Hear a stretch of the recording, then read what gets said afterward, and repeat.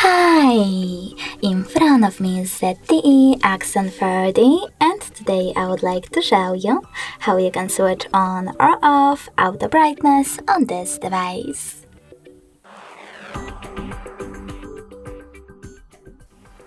First of all, just access Settings.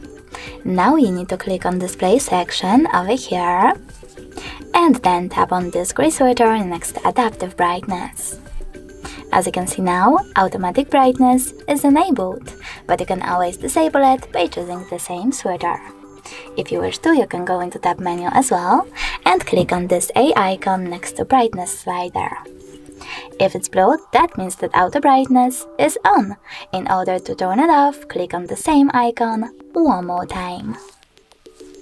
Thanks so much for watching. If you enjoyed this video, don't forget to leave a like, comment and subscribe. Bye!